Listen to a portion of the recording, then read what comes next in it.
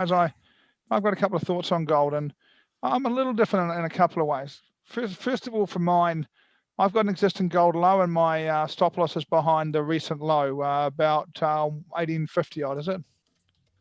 This one or this one? That one. Yeah. Okay. It's at 8. That's horizontal levels about 1860 then. Cool. And for me, if you're a retail trader, you need a close below that or a close below the high. And I just don't think if you until you get one, I'm just not sure. I mean, you could take the second high, but really, I think as a retail trader, you need to let 2070 get broken and close above. And in the meantime, I think the caution that everybody's talking about makes a lot of sense. There's one thing I will say here, and it's I think one of the reasons we're seeing disproportionate and unusual responses to what the Fed said. The Fed said that they're going to abandon their inflation band, or words along those way. And Alexis, maybe it'll help us with the exact wording.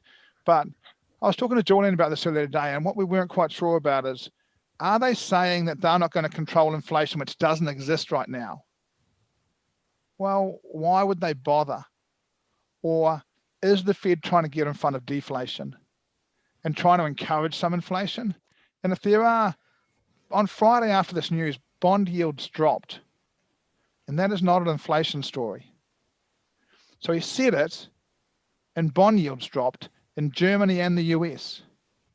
So it suggests to me that the people listening didn't get inflation out of his announcement. I think they got fear of deflation out of that announcement. And I think the market might be, the bigger guys in the market might be listening to that announcement in a different way to retail traders. Now, again, it's not my area of expertise, it's just a thought, but fear of deflation would definitely put a hold on gold.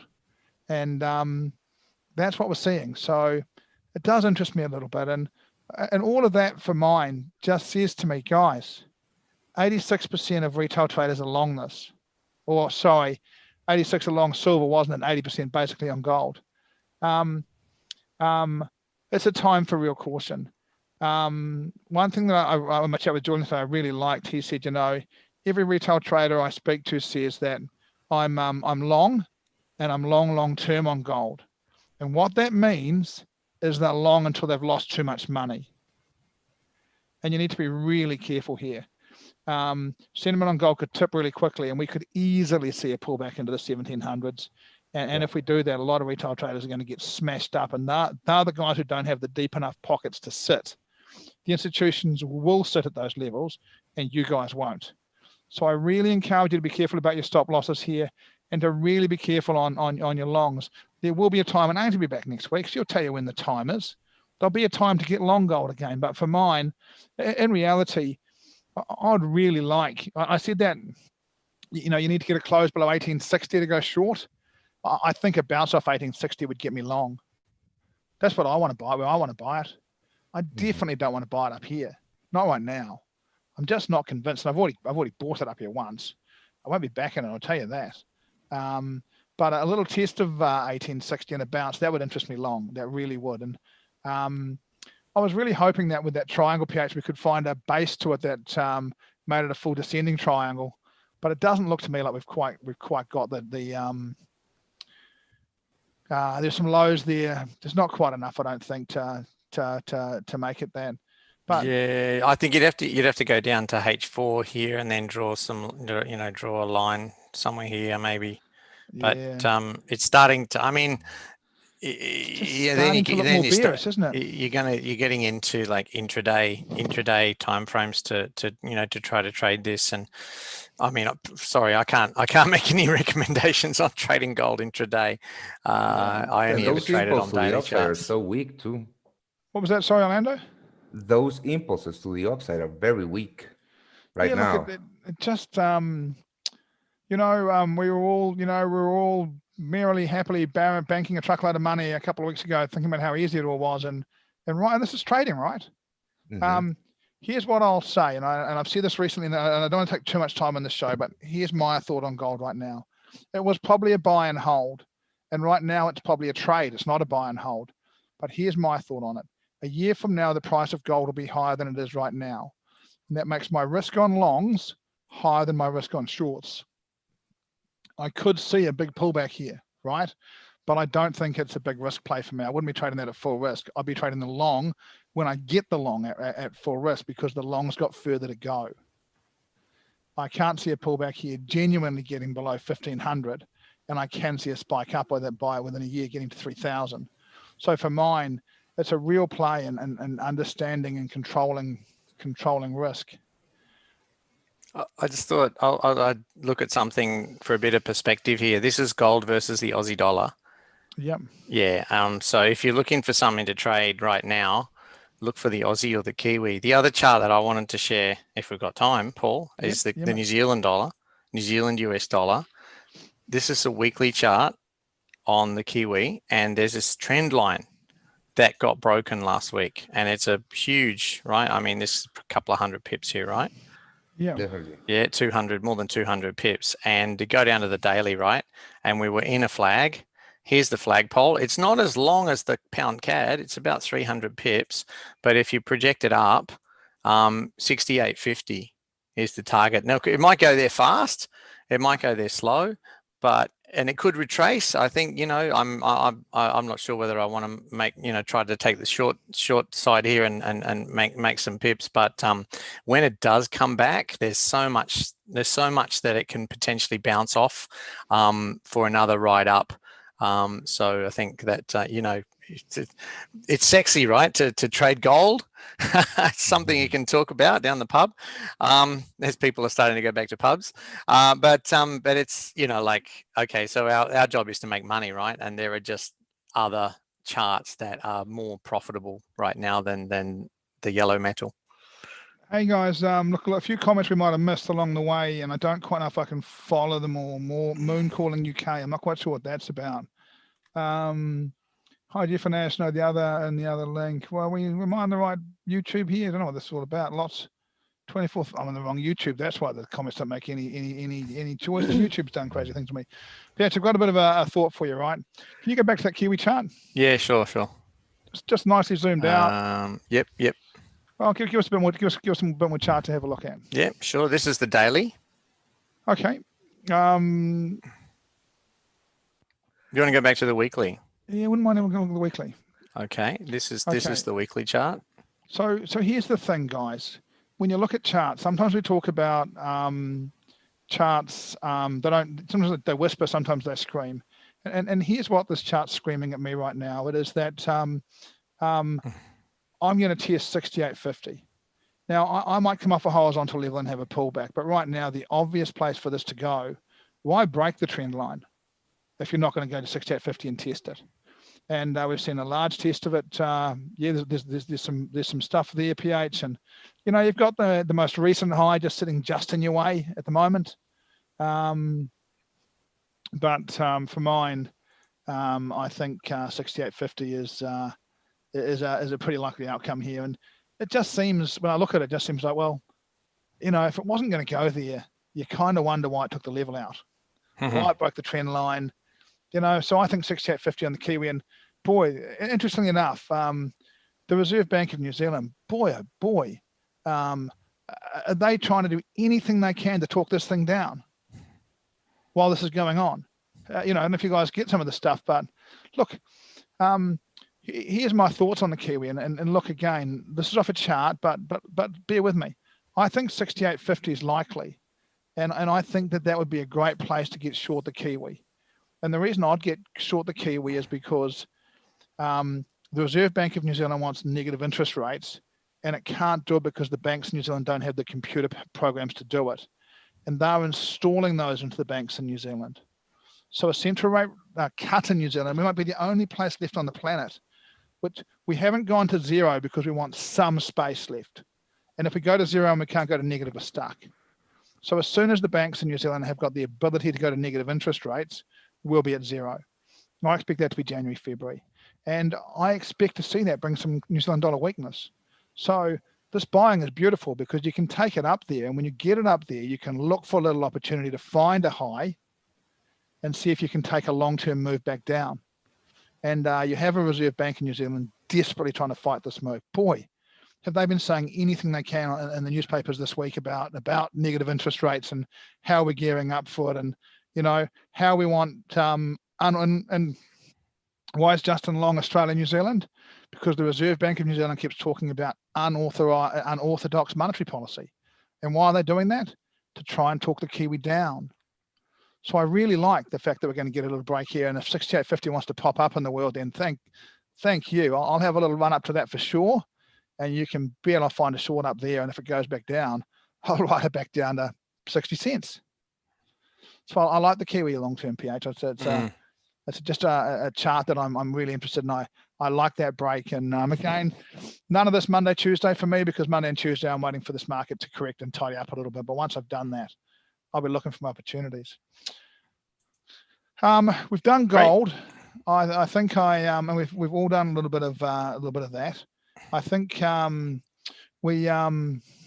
me just have a look and see where we're up to. We have got Julian in the room. We have got Julian. We've just done a little bit of a look at gold and a bit of a chat about the Kiwi. You want to jump into any of that? Yeah, if you want to stick a gold chart up, Paul. So maybe you better preface it with what you guys decided.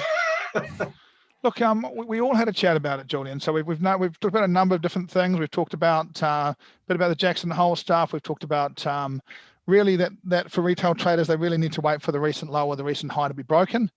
And I've suggested that a pullback down to 1860 would be a very comfortable place for me to start buying gold again. And yeah, I don't think that's probably, yeah. If we go back, sorry, I'll crack onto this then. So my thoughts are, at the moment, that we're entering another, sharply bullish seasonal time for gold over the course of the next few days, certainly running up until the middle of September. So I'm expecting gold to have a crack at the highs, actually. I don't quite know how we're going to do that, because I always very rarely know how we're going to do that. So I think that was the right double negative. So I don't know how we're going to make it, but I think we're going to have a go at the old highs again. I'm quite bullish. In fact, I think from a trading perspective, if you look at Friday is a pretty key day because of the way it just traded. So I think really in terms of trying to make a trading decision, it's quite straightforward. You can probably sub 1925-ish in gold. You're probably wrong to be long. Above that, I'd probably maintain a bullish position. Thinking that probably the direction, given the seasonals, is probably up. But I have total sympathy with if the dollar rallies, then broadly gold, Bitcoin, and the currencies will come off, although it'll be a different journey for each one of them. But so, in other words, we're getting all the indication that this is around a bottoming pattern for the dollar index or a topping pattern for the euro, the Kiwi et al. We all get that. The challenge is how it unfolds, when it unfolds. So it could go on another week or two easily. And gold in particular has this bullish seasonal stuff, like I was saying. So, my basic attitude towards gold is, I think, looking at Friday, it depends where it opens tomorrow. But I'm probably going to maintain a bullish position in this, I think, for the next few days and see what happens. The breakout in the currencies is pretty clear, right? So, you were talking about the Kiwi and also the Aussie is even stronger.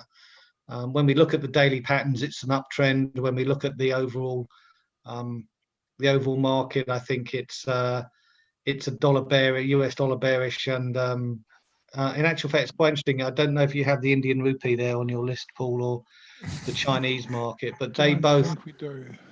So Indian rupee. Hang on a second. I don't think so. Not on fusion markets. Might be there. I don't know. Hang on a sec. Forex. Julian, while he's having a look, I'm going to read you this question because I love this question. Right.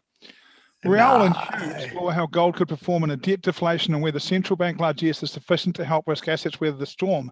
After thorough investigation and interplay between volatility and price, they contemplate the prospect of a gilded depression, one in which cataclysmic economic disaster is kept solvent by never-ending fiscal stimulus and where asset prices are continually reinflated by incessant injections of central bank liquidity.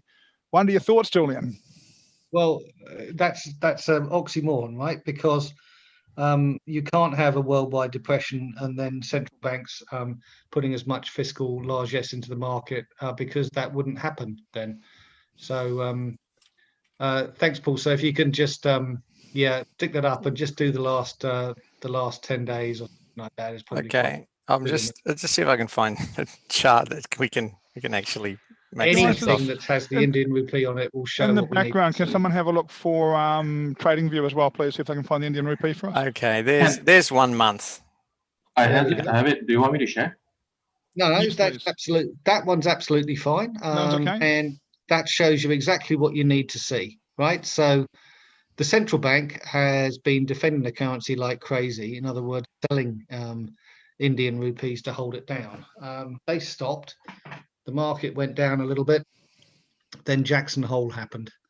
And then the Indian rupee simply collapsed 3% in the course of 2 days. So, or valid, I mean, the Indian rupee to the dollar collapsed. So what actually happened when you look around Asia is that there was a big Asian move because the Chinese currency had a big strengthening as well too, post Jackson Hole. So it's been very interesting. And I think whilst European currencies have done quite well, ex of the euro, the British pound obviously has done quite well. They've been nowhere near as strong as the Asian currencies collectively.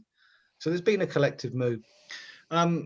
And look, the trend is sort of down. You know, when you look at that chart, you're not really going to try and find, not really going to try and buy it until you get a better signal, right? So some kind of higher low, some kind of pattern. So I'm sort of, my view at the moment is the trend appears to be US dollar weakness, other currency strength. And then it's just a question of how you really play that, to be honest with you.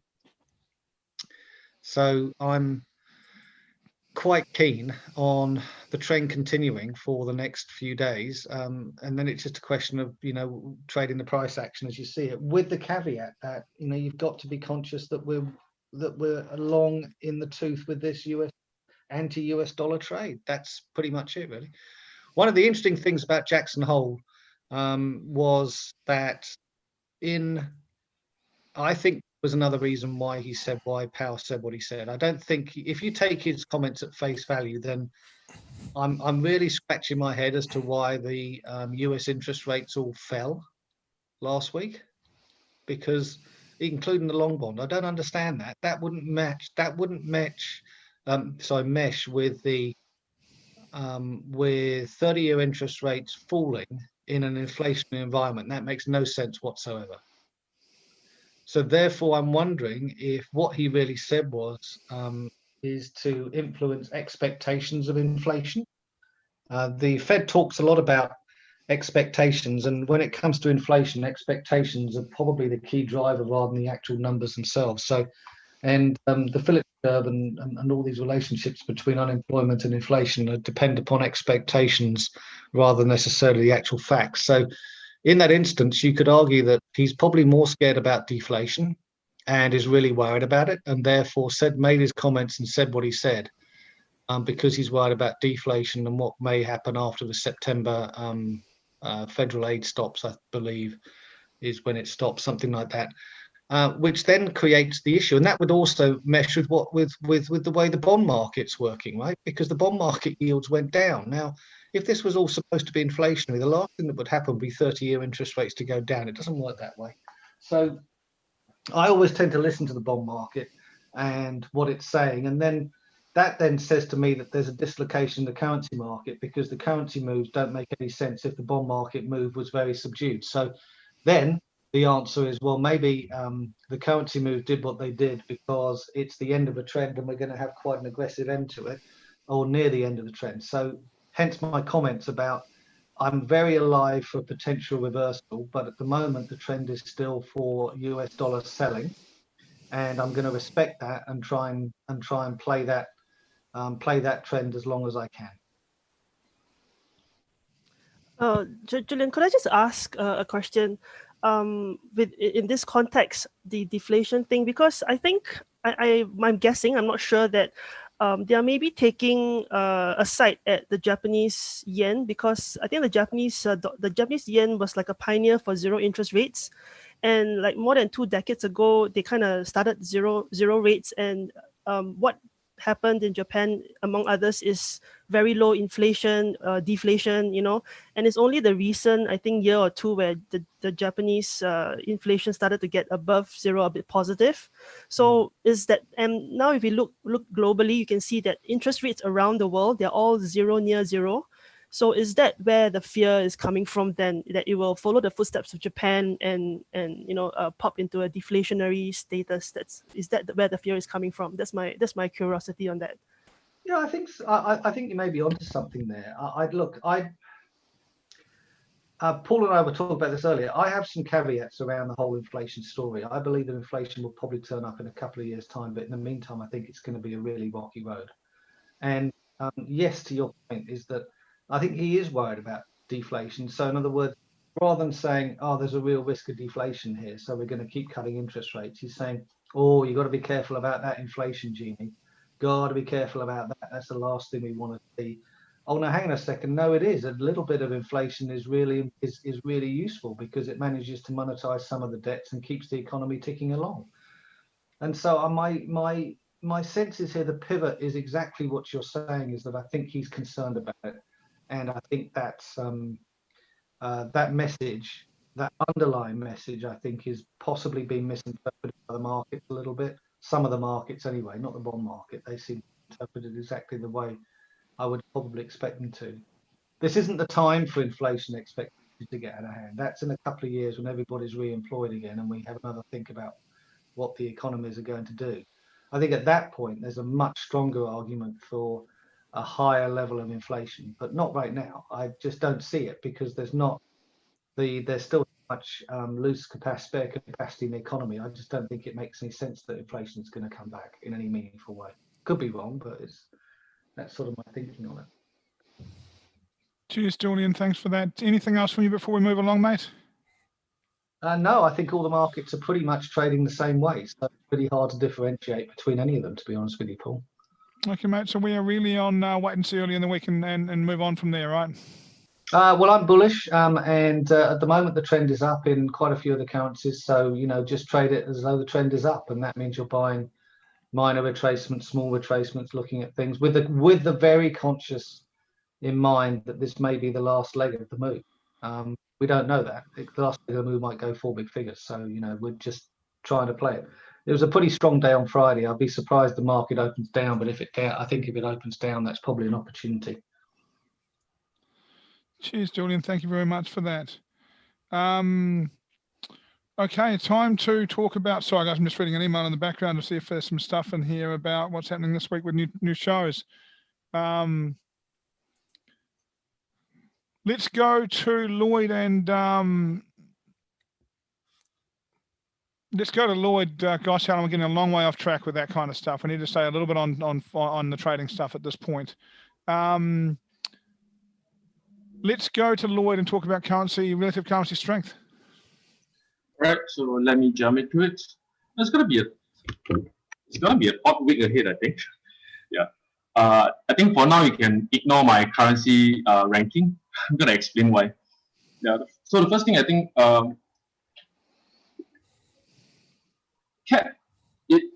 Canadian currency, I think it still fulfills my long-term view that it's going to rise up to 77.5. I'm not going to change that. Yeah. So same with Aussie. Yeah. Most of the currency, in fact, from last week, I kind of expect them to range, but my long-term view for them will still be bullish. And this week, actually, they proved me kind of right. Yeah. So they broke out the range and actually continue rising to the next level. So pound, no surprises. Yeah, the moment it actually broke so bullish above my horizontal level, it actually just gaps up. Yeah.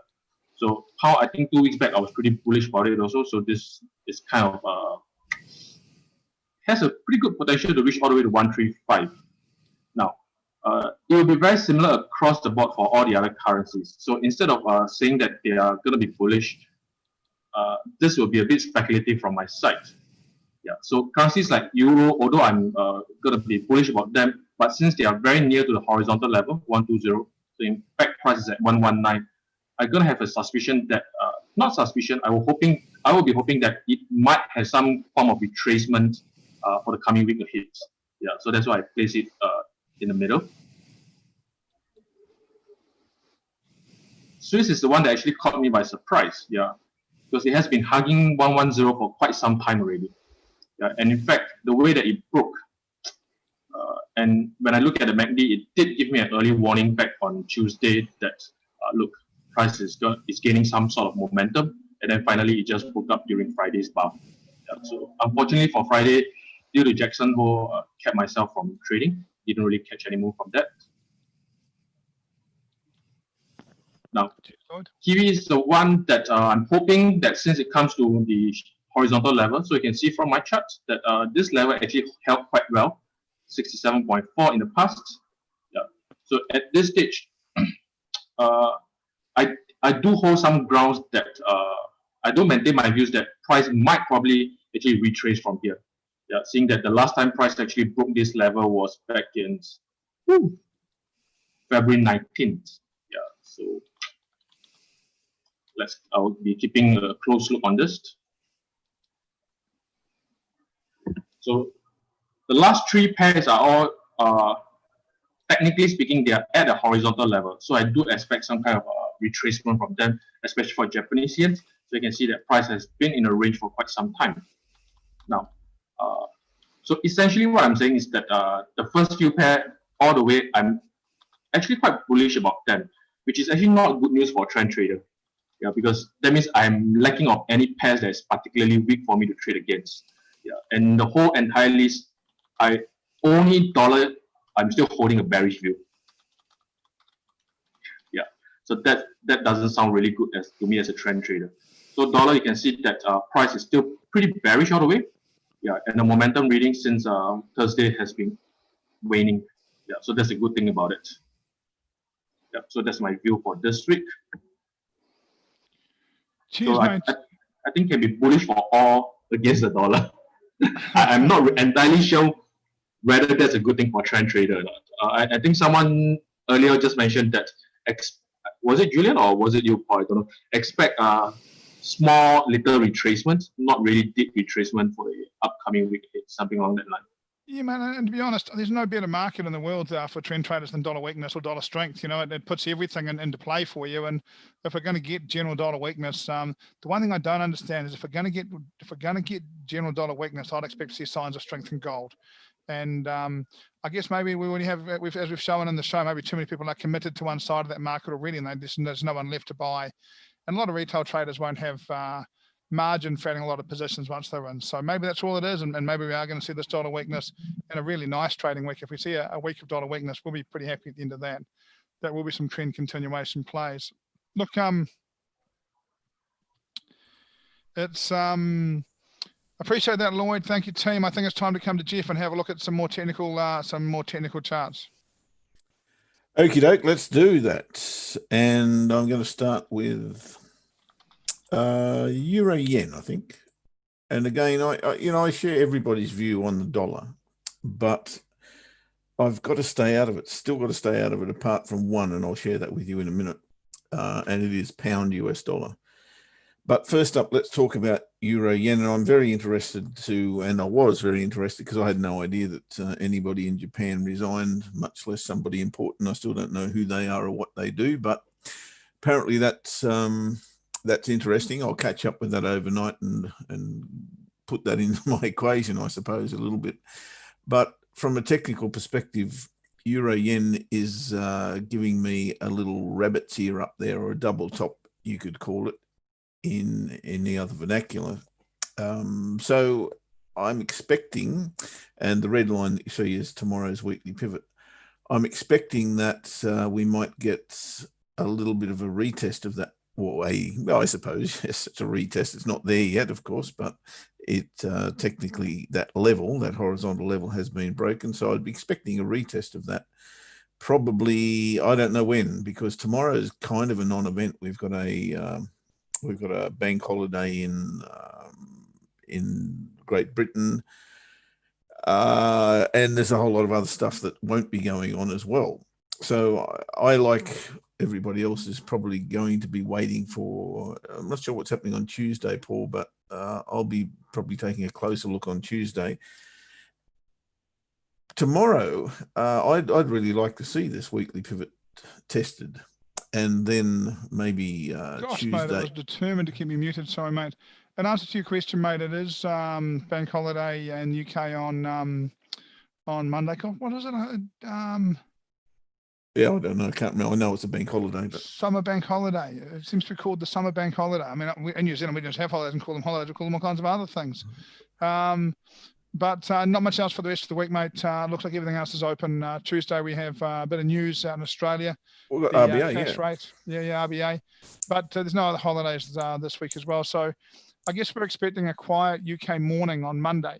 The UK morning session, if the pound, if the Yes. UK market's closed. There's still some business in Europe, but it won't have the same volume as we were expecting. Interesting following Jackson Hole. Volume wouldn't be a bad thing in the market as this market clears out on Monday. And without the volume, might be bumpy. Might be really bumpy. Fully expecting that. And as I say, Monday probably won't be an event that I'll be looking to trade, but come Tuesday morning, I'll certainly be back on deck. And if the Aussie looks tradable in any way, shape or form after the news announcement, then I'll be looking to trade that. But again, I'm steering clear of the dollar because I think it's very, very tough at the moment. I see the parabolic move to the downside. It will not suck back in any way, shape or form, but sometime, somehow, to me, that's going to happen. And I don't want to be caught on the wrong side of that. So I'm still on the miners, and Euro Yen's interesting. I had no idea that, as I said, anybody in Japan had resigned. So I'm going with the technicals only, as I do.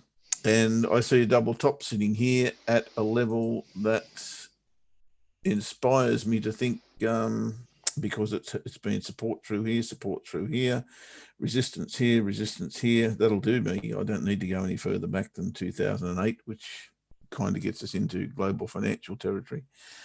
So I see this as a potential retracement area, if nothing else. So I'll be looking to trade that come. Look, I won't dismiss it tomorrow. I'll certainly have a look at it because we do have a double top. And if we do get that weekly pivot test, then a nice little candle pattern or a slingshot pattern would get me interested in trading that short. So I'm not sure where the monthly pivot will be tomorrow. It's probably more likely up here somewhere.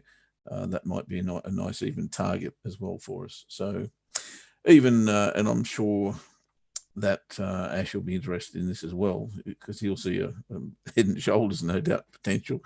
And there might be a little neckline through there that we can use as an entry or a target as well. So Euro Yen is a short for me, basically from tomorrow. We'll put it that way. Next one I want to have a look at is probably going to conflict with that in some way, but not on a bigger time frame.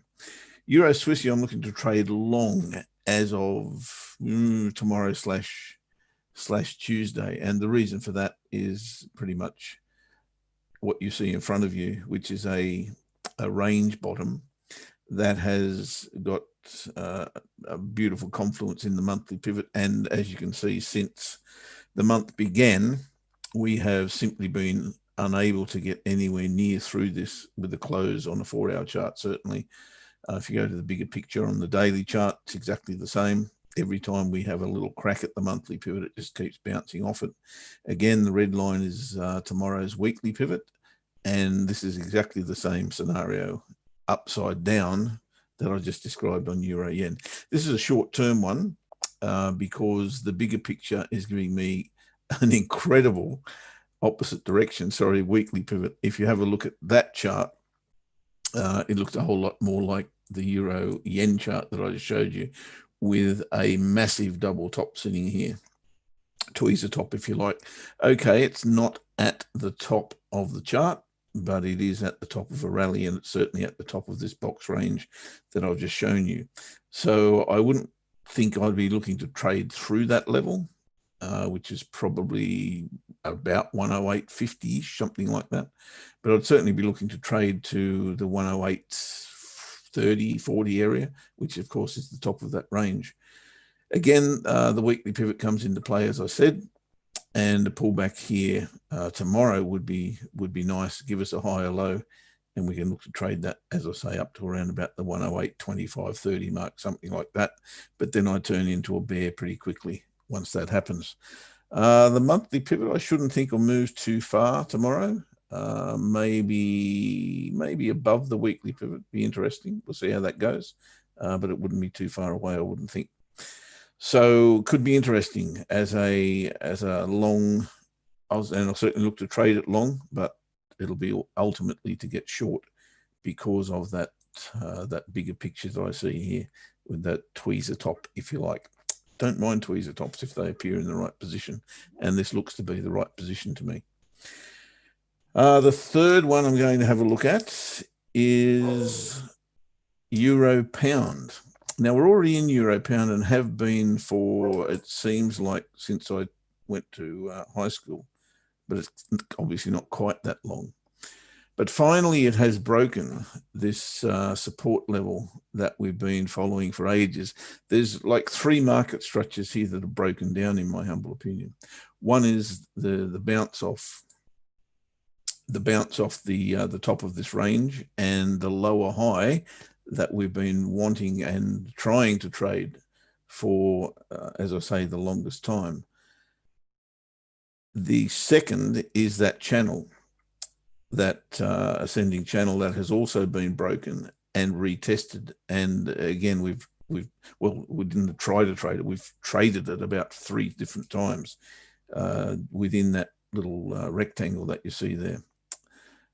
I think we've got TP1 2 times, and now we've got TPs 1 and 2 when we're away. Well, I hope we're away. But that structure, to me, the third structure, of course, was the rectangle, which is now broken, has been retested. And again, we are clear of that at this time. I see huge potential in this and have done for the longest time. And that's why I've been just tracking it and trying to keep into it. I see 83 as a strong potential here. That's a good trade if we can actually keep in that till there. And of course, it's got to go there in the first instance. That's 650 pips away from where we currently are. So if this is a sign that Euro Pound is finally breaking down and following the bigger picture, in other words, bounce off the top, lower high, then we have a very, very strong potential, in my humble opinion, to get down to that 83 mark. I don't know if I'd be willing to trade through that, but there's certainly more available if it really completely breaks down. A lot of that will, of course, be dependent on what Brexit outcomes we get in the next couple of months as well. The final one is also a pound bullish scenario. And unlike what I just said earlier, I do tend to attempt to play the US dollar in 1 pair per week. And the one that I'm trying to trade this week is pound US dollar. We tried Aussie last week and got only a break-even trade on it. As you know, the Aussie just took off unbelievably, as did anything against the dollar pretty much on Friday, with the exception of the CAD, as both PB and PH did note earlier. This one, however, is again full of absolute potential. And of course, the pound's been suppressed for, again, the longest time, and it's been on just this downtrend since global financial crisis, hasn't been able to rally to any degree. And I don't know why I would think that this would be the time, except that on the monthly chart, this is the biggest chart pattern on the chart that I have. And I can't go too much wider, to be fair. To me, there is no bigger potential. Well, there's no bigger chart pattern than what I see, and that is that double bottom sitting there. Where that could lead is anybody's guess, of course. But if the US dollar is continuing to fall as it is, and it does fall out of the sky as it can and as it should, as I keep saying, I said, I don't know, 2 months ago that I'd trade tiddlywinks against the US dollar. And I think that's still the case. But it will at some stage rally. Yes, I know, got all that. But if we were to imagine in our wildest dreams that we can go back to $2 even, there's 6,500 pips available to us. If you can use your imagination or your best guess or whatever you want to call it, then I actually think that's entirely possible. And I'll be looking to get into that if I possibly can. And I'll start probably this week with, pardon me, hang on, I'll just tighten that up a little bit, with that massive breakout that we've seen. And look, I totally get the technical scenario that everyone's mentioned before. This breakout is super strong against the US dollar, no question about that, as of Friday.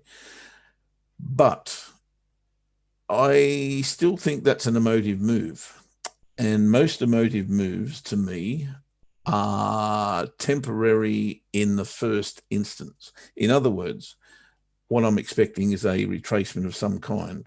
So I certainly wouldn't want to be trading that bar as it is, as strong as it is, and potentially as rewarding as it could be if you get into the right position, as I've just described. I couldn't possibly trade that here for not only the reason that I'm expecting a retracement on the emotive move, but because we're at a very strong resistance level as well.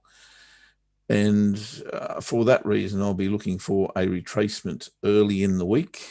And as soon as I get one, really, I'll be buying dips here. There's no question about that, in my humble opinion. So potentially rewarding is this, if we can get into it. It is a double bottom. Is it a neckline break? Probably not. The neckline probably comes through here, I would think. So a break and retest of that then really does set us on our way. But looking for for higher lows here, and that could be as a result of the retest of this trade line here in the early days of next week. That is the weekly pivots of tomorrow, and that would probably do, but I think we're going to dip below the weekly pivot and retest this trend line before we go long, and that's the trade I'll be looking for. So that is pound US dollar, and Lord give it strength, I suppose. That's kind of where I'm at, mate. The only one I'm willing to trade against the dollar is that. Mate, I think 1 week's a really good thing. One thing about the dollar, when it moves, it moves. And we're interested to see how it follows through. Look, mate, I think we will wind her up there. We've had a look at most. We've got a few questions coming in. I think we've had most of them answered. We've had a few of the traders come in and go out tonight. So I think we've got PH, yourself, and Lloyd in the show. I think we will wind her up and say thank you very much to you guys and everybody else that's turned up today to help us get this show done. I really do appreciate all of your support today. To those that have come along to watch it, hope you've got some good stuff. I still feel as if Monday, Tuesday are days for a little bit of caution this week. Jackson Hole is big news, and we'll see how it does play out. I do think it's great to have someone like Julian come in and add a bit of real clarity to it as well. But great to have the fundamentalists like Alexis as well, and the team has done a brilliant job today. Thank you all, guys. Cheers, Thanks, Helen. Paul. Cheers. Cheers, PH. Yep. Have a good week, everyone. Cheers, everyone. Take care. We will see you next week. On Monday, we will have Geoff and Ash back in on Monday. Chloe and Orlando back in as well, as I understand it. We'll have tea and hot sauce on Monday. We are looking to start Shukri's new time. I said, isn't it a new show? I said, isn't it the newsletter? So we may still be a day away. I think I'm still waiting for a chat with Shukri, but we should be into crypto the week after at this stage, guys. We'll be back in touch on that.